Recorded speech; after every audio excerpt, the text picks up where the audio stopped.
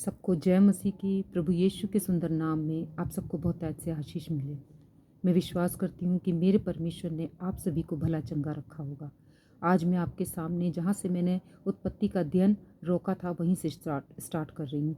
उत्पत्ति उसका चौथा अध्याय उसका 6 पद। आइए हम पढ़ लेते हैं। आपके पास अपनी बाइबिल है तो आप प्लीज़ अपनी बाइबिल खोल लीजिए। इसमें लिखा है, तब यहोवा ने केन से कहा, तू क्यों क्रोधित हुआ और तेरे मुंह पर उदासी क्यों छा गई। और साथ में हम 7 पद भी पढ़ लेते हैं। यदि तू भला करे तो क्या तेरी भेंट ग्रहण ना की जाएगी, और यदि तू भला ना करे तो पाप द्वार पर छिपा रहता है और उसकी लालसा तेरी ओर होगी और तुझे उस पर प्रभुता करनी है। इस तरह से परमेश्वर ने उसको जवाब दिया। लेकिन परमेश्वर को उसने ये कहना था कि परमेश्वर, आपने मेरी भेंट ग्रहण करी या ना करी कोई बात नहीं, लेकिन मेरी नहीं बल्कि आपकी इच्छा पूरी हो। लेकिन काइन नाराज़ हो गया परमेश्वर से कि परमेश्वर ने उसकी इच्छा को, हाबिल की इच्छा को पूरी किया, उसकी भेंट को कबूल किया, लेकिन मेरी भेंट को कबूल नहीं किया। इसी गुस्से के मारे उसने अपने भाई का लहू बहाया। यहाँ पर परमेश्वर समझाना चाहता था कि काइन कौन सी लाइन पर निकल पड़ा तो पाप द्वार पर खड़ा रहता है और तुझे उस पर प्रभुता करनी है। परमेश्वर ने ऐसा बताया, लेकिन उसने पाप को अपने ऊपर हावी होने दिया। यूहन्ना उसका, आप भी मेरे साथ खोल लीजिए। फर्स्ट जॉन चैप्टर 3 वर्स 12 में क्या लिखा है। और केन के समान ना बने जो उस दुष्ट से था और जिसने अपने भाई को घात किया। और उसे किस कारण घात किया? इस कारण कि उसके काम बुरे थे, उसके भाई के काम धर्म के थे। उसको जलन होने लगी कि परमेश्वर ने उसकी भेंट को स्वीकार किया लेकिन मेरी भेंट को स्वीकार नहीं किया। तो कैन पाप पर प्रभुता नहीं कर पाया, वहाँ ये फेल हो गया। लेकिन हाबिल ने प्रभुता किया और वो धर्मी की लाइन में गिना जाने लगा। तो यूहन्ना, आइए उसके लिए हम खोल लेते हैं जॉन चैप्टर 8 वर्स 34 एंड 35। यीशु ने उनको उत्तर दिया, मैं तुमसे सच सच कहता हूँ कि जो कोई पाप करता है वह पाप का दास है। दास सदा घर में नहीं रहता, पुत्र सदा घर में रहता है। तो परमेश्वरी वचन क्या बताता है यहाँ पे? हमने इसको उस से कनेक्ट किया तो क्या बताता है कि वह पाप का दास है। कौन? काइन ने गलती किया और वो पाप पर, उस पर प्रभुता नहीं करने लगा बल्कि पाप को अपने ऊपर हावी होने दिया, उसका दास बन गया। क्या ये आज भी संभव है? बिल्कुल। जिनका उद्धार हो जाता है तो वो क्या कर रहे हैं? वो आज भी पाप में फंसे हुए हैं। वही गलत काम जो वो पहले करते थे, बपतिस्मा होने से पहले, उद्धार होने से पहले करते थे, वही काम आज भी कर रहे हैं। चाहे वो नशा हो, चाहे व्यभिचार हो, चाहे गलत काम हो, कुछ भी हो, आज भी लोग वही काम कर रहे हैं। यूहन्ना एग्जाम्पल उसके लिए, यूहन्ना उसका 5वां अध्याय उसका 14 पद। जॉन चैप्टर 5 वर्स 14 में क्या लिखा है। इन बातों के बाद वे यीशु को मंदिर में मिला। यीशु ने उससे कहा, देख तू चंगा हो गया, फिर से पाप मत करना, ऐसा ना हो कि कोई इससे भारी विपत्ति तुझ पर पड़े। तो परमेश्वर ने उसको आग्रह किया, आज तूने पाप किया है, उसके कारण ये बीमारी आई, लेकिन मैं तुझे चंगा करता हूँ और कहता हूँ कि फिर दोबारा से पाप मत करना। उसी तरह उसने पापी स्त्री को भी कहा कि दोबारा से पाप मत करना, इससे भी भारी दुख तुझे उठाना पड़ेगा। अब उसके लिए हम एक और खोल लेते हैं। याकूब उसका पहला अध्याय, याकूब उसका पहला अध्याय उसका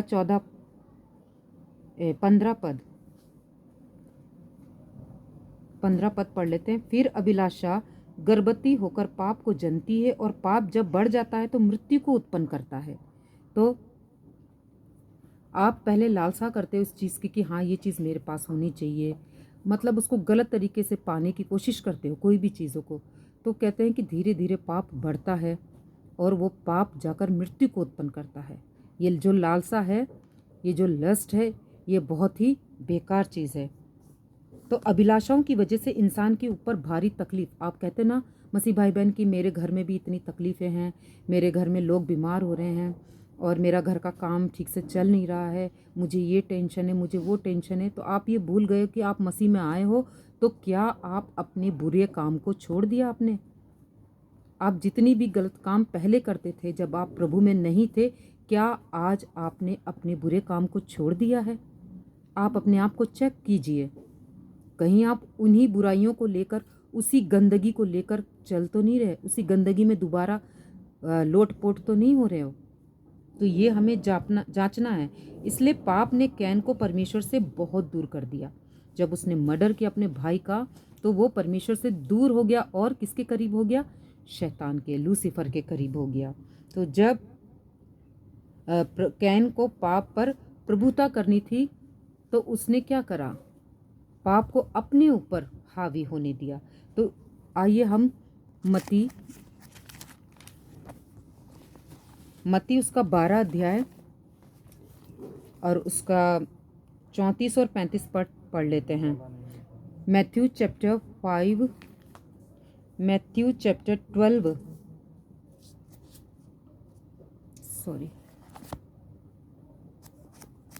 मैथ्यू, आप भी अपना बाइबिल खोल लीजिए अगर आपके पास अपनी बाइबिल है तो। Matthew chapter 12 verse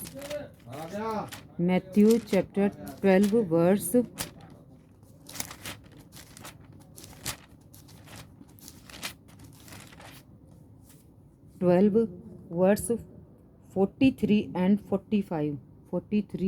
45। जब अशुद्ध आत्मा मनुष्य में से निकल जाती है तो सूखी जगह में विश्राम ढूंढती फिरती है और नहीं पाती। तो वह कहती, मैं अपने उस घर में जहाँ से निकली थी लौट जाऊंगी, और लौट कर उसे सूना, झाड़ा बुहारा और सजाया पाती है। तो देख लीजिए, वो दोबारा से उसको उससे भी बुरी हालत में देखती है तो वो उसमें बैठ जाती है और अपने साथ और भी दुष्ट आत्माओं को लेकर आती है। तो हमें अपने आप को प्रभु के वचन में बिल्कुल बनाए रखना है, क्योंकि अगर हमारे अंदर वचन नहीं होगा तो शैतान अपनी जगह बना लेगा। शैतान हम पर हावी हो जाएगा और हमें उन कार्यों को नहीं करने देगा जिसके लिए हम इस धरती पर आए हैं। तो मेरे प्रियो, आप जितना हो सके वचन की स्टडी करें, जितना हो सके वचन में अपना ध्यान लगाए। अब उत्पत्ति उसका 4 अध्याय उसका 8 पद क्या कहता है? जेनेसिस चैप्टर 4 वर्स 8 में, तब कैन ने अपने भाई हाबिल से कुछ कहा, और जब वे मैदान में थे तब कैन ने अपने भाई हाबिल पर चढ़कर उसे घात किया। तो मेरे प्रियो, उसने क्या किया? अपने भाई को जान से मार डाला। तो मैं ये बताना चाहती हूँ कि पहला मर्डर काइन ने किया। उससे पहला प्रभु यीशु का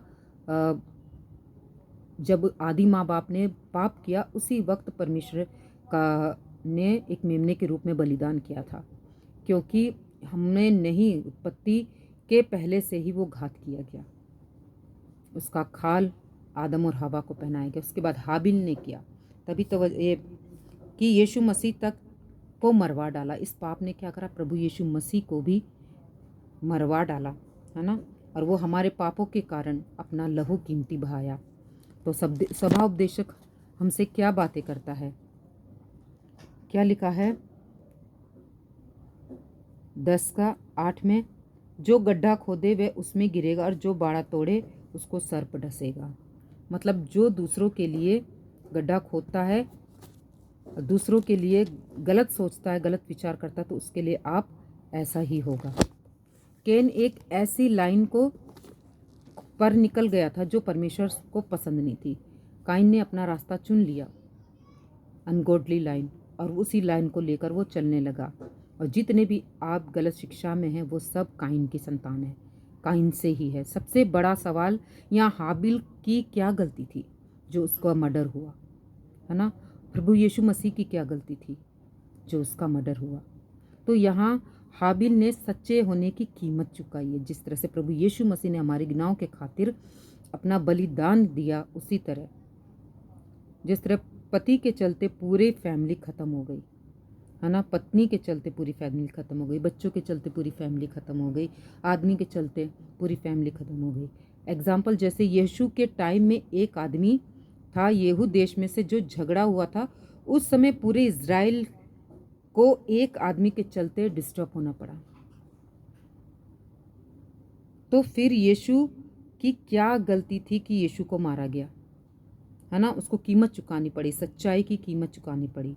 यशायाह कहता है कि उसने उफ तक नहीं किया। जब हम यशायाह 53 पढ़ते हैं तो उसमें लिखा हुआ है कि इतना उसका चेहरा बिगड़ा हुआ था, उसकी हालत ऐसी थी कि वो पहचान में भी नहीं आता था। यशायाह ने पूरे डिटेल से किया। जब यीशु मरा भी नहीं था, फिर भविष्यवाणी की थी कि ऐसा ऐसा है। तो यशायाह 49 हम निकाल लेते हैं। यशायाह 49 का 16 क्या कहता है? यशायाह 49 का 16 क्या कहता है? देख, मैंने तेरा चित्र अपनी हथेली पर खोद कर बनाया है, तेरी शहरपनाह सदा मेरी दृष्टि के सामने बनी रहती है। तो देख लीजिए परमेश्वर हमसे कितना प्रेम करता है। उसने कहा है माँ तुझे छोड़ जाए, भूल जाए, लेकिन मैं तुझे कभी भी नहीं छोड़ूंगा। उसने हमारा नाम, हमारा चित्र अपनी हथेली पर बना रखा है। उसने हमारे सर के बालों तक की गिनती की है। उसे पता है कि हमें किस चीज़ की ज़रूरत है। ऐसा उसका प्रेम है कि उसने परमेश्वर अपने इकलौते बेटे को हमारे लिए बलिदान किया। तो उससे बड़ा प्रेम और हमसे कोई भी नहीं कर सकता।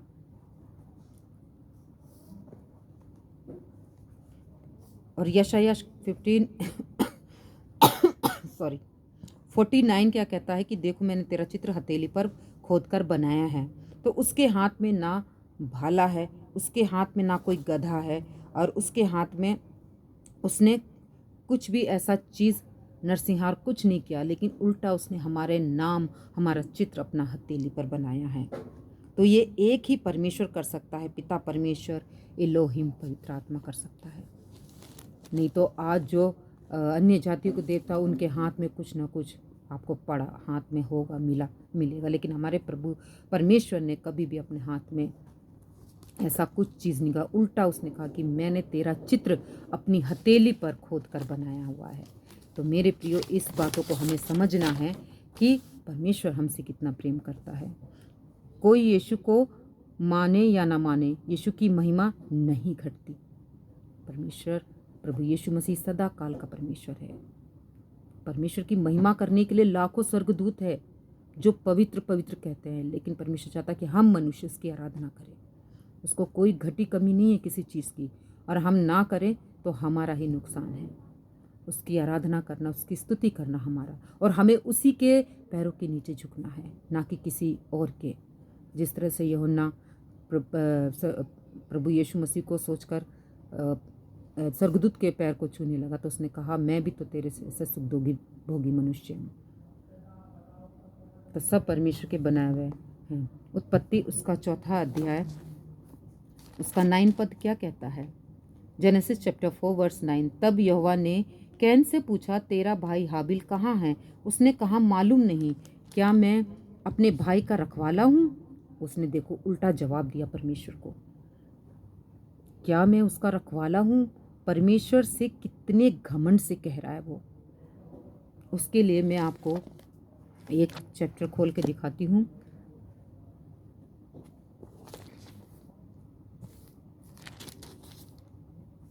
साथ ही हम पढ़ लेते हैं उत्पत्ति उसका 4 अध्याय, उसका 10 पद भी पढ़ लेते हैं। उसने कहा, तूने क्या किया? तेरा भाई का लहू भूमि से मेरी ओर चिल्लाकर मेरी दुहाई दे रहा है।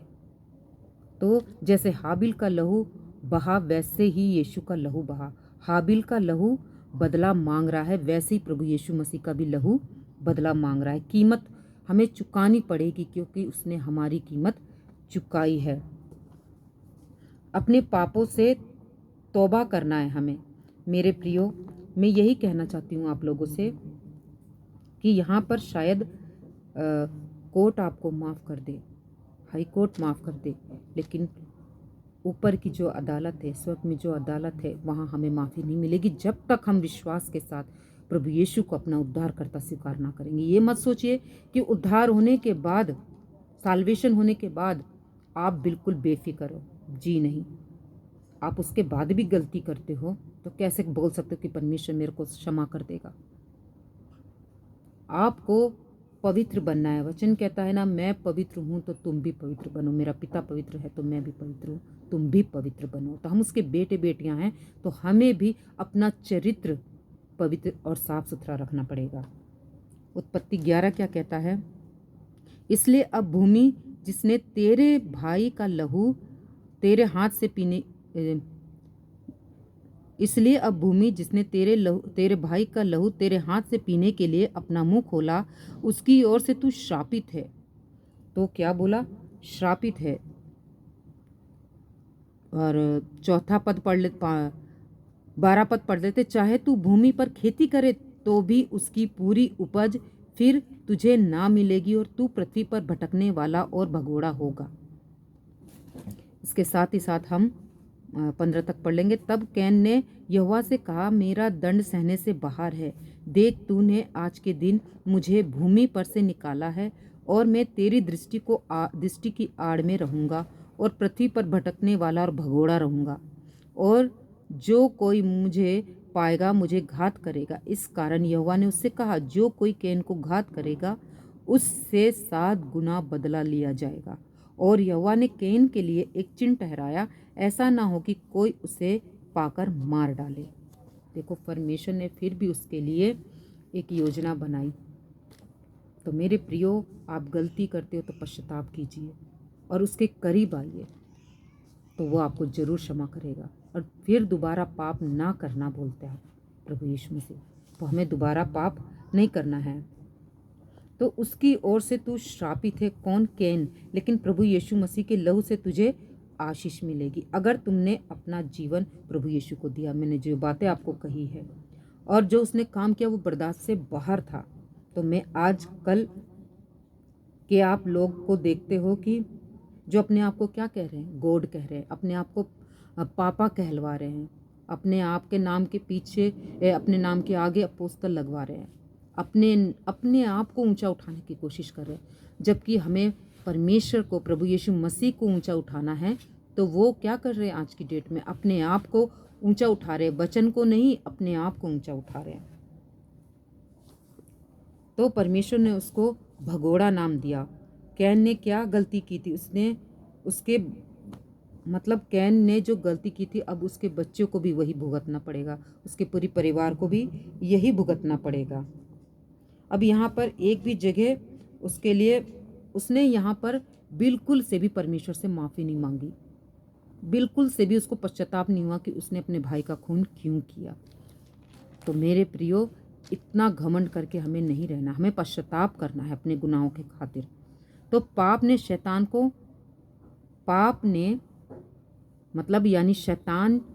ने कैन को परमेश्वर से बिल्कुल दूर कर दिया, और तू पृथ्वी पर भटकने वाला और भगोड़ा होगा।